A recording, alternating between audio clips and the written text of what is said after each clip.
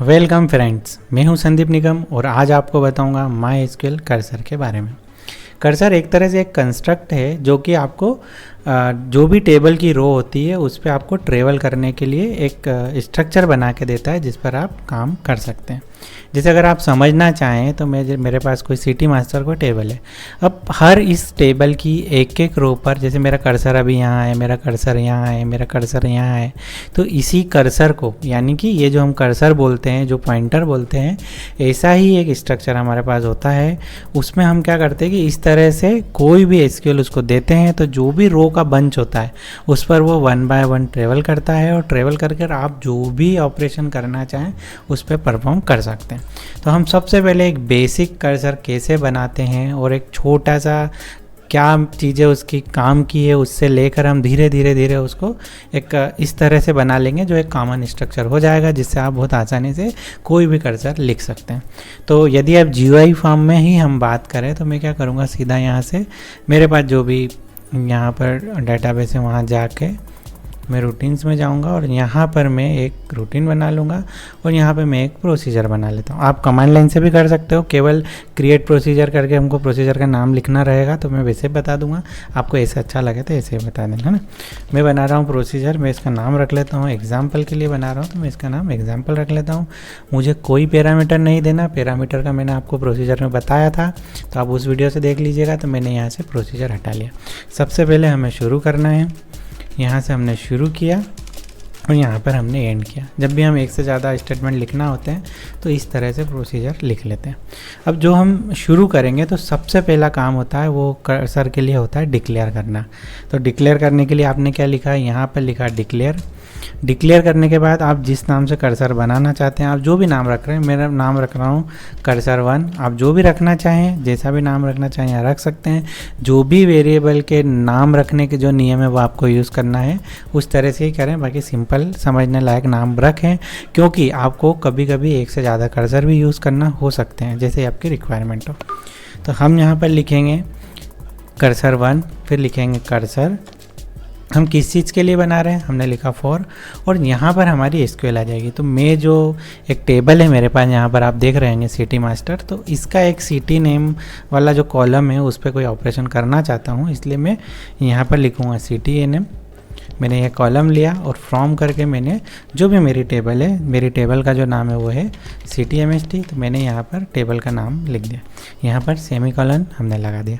अब ये जो कर्सर बना है वो इस डेटा पे बना है, यानी कि इसके पास जो बंच में क्या होगा, ये वाला डेटा होगा और इसी पर इसका कर्सर 1 बाय 1 चलेगा। यहाँ पर आप एक से ज़्यादा कॉलम भी लिख सकते हैं, आराम से लिखें, लेकिन हमेशा स्टार को अवॉइड करें। हमेशा उतने ही कॉलम लिखें जितने आपको चाहिए, वो आपको एक गुड हैबिट होती है और उसी पर ही काम करना चाहिए। तो हमने सबसे पहले ही जो कर्सर की टर्म्स थी उसमें हमने कर्सर को डिक्लेयर किया। डिक्लेयर करने के बाद हमें कर्सर को ओपन करना होता है, तो हम लिखते हैं ओपन, और जिस नाम से हमने कर्सर बनाया था उस नाम को हम यहाँ पर लिख देंगे। तो ये हो गया कर्सर ओपन। तो जो कर्सर हमने ऊपर SQL लिखी थी पहले उसको हमने यहाँ पर ओपन कर लिया। ओपन करने के बाद जो अगला हमारा होता है वो होता है फेच। हम करते हैं फेच और इसी कर्सर को हमें फेच करना होता है। फेच के बाद हमने फेच तो किया, मतलब उसमें से एक रो को निकाला। देखिए जो सिटी मास्टर थी उसमें एक से ज़्यादा रो हो सकती है, स्वाभाविक सी बात है, टेबल है, कितनी ही रो हो सकती है। तो जब आप फेच कमांड लिखते हैं तो ये क्या करता है, पहली रो को रीड करता है और कर्सर को नेक्स्ट पेज पर भेज देता है। तो यहाँ पर मैंने कर्सर 1 किया और N2 करके हम इसकी वैल्यू को कहाँ पर लेना चाहते हैं, तो हमने एक सिटी नेम लिया। इस सिटी नेम की वैल्यू को हम किस वेरिएबल में लेना चाहते हैं तो उस वेरिएबल का हम यहाँ पर नाम लिखेंगे। तो वेरिएबल का नाम लेने के लिए हमें वेरिएबल भी डिक्लेयर करना होगा। तो हम यहाँ पर देखेंगे कि ये जो सिटी नेम है इसका वेरिएबल का टाइप क्या है, तो इसका जो टाइप है वो है कैरेक्टर 40। तो हम यहाँ क्या करेंगे, कोई भी एक वेरिएबल बना लें, मैं C1 बना लूँ और उसे क्या करूँगा, कैरेक्टर 40 लिख देता हूँ। यहाँ पर हमने क्या करा, एक वेरिएबल डिक्लेयर कर लिया C1 और इनटू करके C1 में हम वैल्यू ला देंगे, है ना। अगर आपके यहाँ एक से ज़्यादा कॉलम है तो आप कॉमा लगा के यहाँ कॉलम लिखेंगे, आपको वो डिक्लेयर यहाँ पर करना होगा वेरिएबल, और यहाँ कॉमा लगाकर अब 1 बाय 1 यहाँ पर सभी वेरिएबल के नाम लिख सकते हैं ना, जैसे C1 C2 जो भी हुआ। ध्यान ये रखना है कि जो इसका डेटा टाइप है वही डेटा टाइप आपको डिक्लेयर करना। मैं आपको समझाने के लिए केवल एक से बता रहा हूँ। आपने ये फेच कर लिया, फेच हो गया, उसके बाद हमें क्या करना होता है, इसको क्लोज करना होता है। तो मैं यहाँ पर क्या करूँगा, क्लोज CUR1। अब यह जो बेसिक है ये हो गया। अब इसमें क्या होगा कि केवल एक ही बार फेच लिखा तो एक ही रो फेच होगी। अगर मुझे एक से ज़्यादा बार करना है, वैसे हमेशा एक से ज़्यादा बार ही करना होगा, तो आपको बार बार फेच लिखना होगा।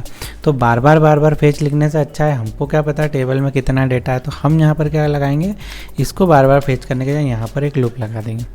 अब अगर इसकी हम टर्मिनोलॉजी को समझें तो हमें कर्सर को डिक्लेयर करना होता है और उसे ओपन करना होता है, फेच करना होता है और क्लोज करना होता है। अब फेच बार बार करना होता है, इसलिए हम लूप लगाते हैं। तो लूप लगाने के लिए हम क्या करते हैं, लेबल का यूज़ कर सकते हैं। तो जो भी नाम रखना हो, मैं यहाँ पर रख लेता हूँ LBL, और LBL रख के मैं यहाँ पर क्या करूँगा, लूप, मैंने लिखा लूप। अब ये लूप में आ गया, और इस लूप को एंड करने के लिए मैं क्या करूँगा, एंड लूप।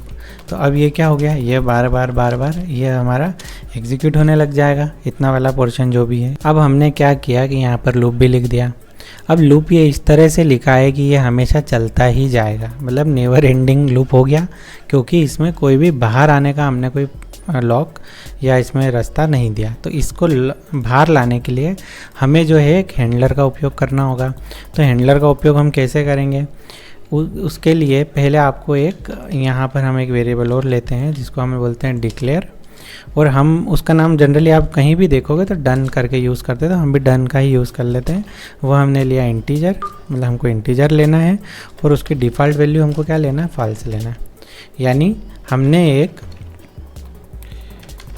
एक वेरिएबल बनाया और उसमें जो वैल्यू है इंटीजर बनाया, और फॉल्स वैल्यू हमने बाय डिफ़ॉल्ट उसमें फॉल्स वैल्यू को सेट कर दिया। ये इंटीजर वेरिएबल होगा डन नाम से।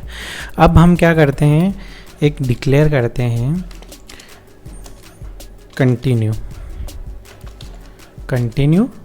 हैंडलर करके बोला जाता है इसे, कंटिन्यू हैंडलर फॉर। किस चीज़ के लिए कर रहे हैं हम कर रहे हैं नॉट फाउंड, मतलब कि यदि हमें जब भी ये डेटा फेच करे और इसे डेटा नहीं मिले तो उस समय पे क्या होगा, नॉट फाउंड वाला बनेगा। और ऐसा होने पर क्या होना चाहिए, तो हमने लिखा सेट, ऐसा होने पर हमने जो डन नाम का वेरिएबल लिया है उस डन में क्या करना, आप बाय डिफ़ॉल्ट ट्रू सेट कर देना। तो अब क्या होगा कि जब जब ये डेटा फेच करेगा और फेच करने के बाद यदि उसे डेटा नहीं मिला तो डन वाले वेरिएबल में ट्रू आ जाएगा।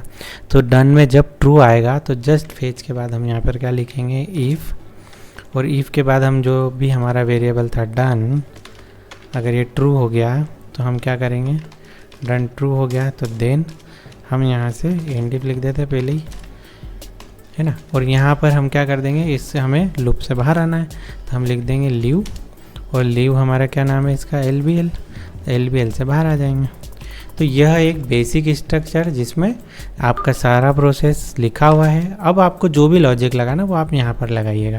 यानी क्या हुआ, डिक्लेयर हो गया, डन मतलब कर्सर डिक्लेयर हो गया, एक डन नाम का इंटीजर हमको हमेशा ही मान के चलो आप करना ही है। उसके बाद कंटिन्यू हैंडलर भी आपको हमेशा लगाना है, तो 3 लाइन ऊपर वाली ओपन करना है कर्सर को। उसके बाद हमको लूप लगाना है, लूप लगाने के बाद हमको फेच करना है, फेच में जितने कॉलम है वो ले सकते हैं।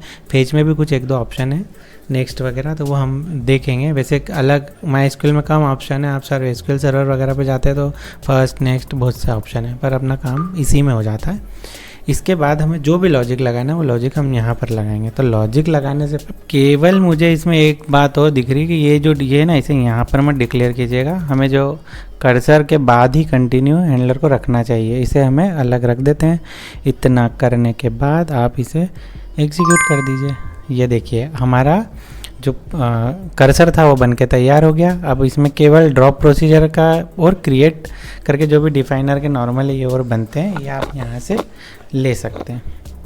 अब हमारा प्रोसीजर तो बन गया है, लेकिन इसमें अभी कोई भी लॉजिक नहीं लिखा है, तो हम क्या करते हैं, यहाँ से इसे ओपन करते हैं, और जो लॉजिक लिखना है वो कहाँ पर लिखना है, हमें इसके बाद लिखना है। जो हमने लीव वाली लाइन लिखी थी इसके बाद लिखना है। अब लॉजिक में क्या लिख सकता हूँ, मेरी जो टेबल थी CTMST, उसमें मैं चाहता हूँ कि वापस से वही रिकॉर्ड मतलब कॉपी हो जाए डेटा। है ना। तो मैं पहले कुछ भी करने के पहले आपको एक बार पहले डेटा दिखा देता हूँ। देखो सिटी मास्टर में गए, आपने सिटी मास्टर ओपन किया, यहाँ पर केवल 5 रिकॉर्ड है और एक एक रिकॉर्ड एक एक भी बार है और बाकी सब में 1 2 जो भी वैल्यू ये है।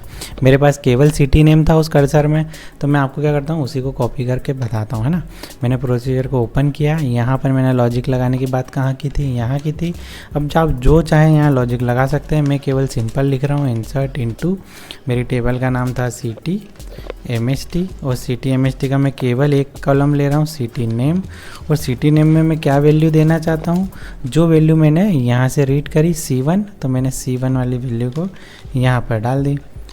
आप अगर और भी कुछ सेटअप करना चाहते हैं, जैसे अपर करना चाहते हैं, लोअर करना चाहते हैं, कुछ इसमें मर्ज करना चाहते हैं यानी कॉन्केट करना चाहते हैं, आप कर सकते हैं। आपको जो करना हो, जो जो हमने SQL में सीखा आप सब यहाँ पर अप्लीकेबल कर सकते हैं। इतना करने के बाद मैं इसे यहाँ पर एग्जीक्यूट कर देता हूँ, एग्जीक्यूट नहीं सेव कर देता हूँ। अब अभी भी आप देखेंगे सिटी मास्टर में हमारे पास केवल 5 रो है। अब हम जो प्रोसीजर बनाया था उसे कॉल करते हैं, या तो आप कमांड लाइन से लिख दीजिए और नहीं तो आप यहाँ पर इसको प्रोसीजर को ओपन करें, यहाँ पर जो हमें प्रोसीजर दिखाई दे रहे हैं यहाँ से ओपन करें और यहाँ से इसे एग्जीक्यूट कर दें। देखिए एग्जीक्यूट हुआ, यहाँ पर कॉल हो गया सक्सेस।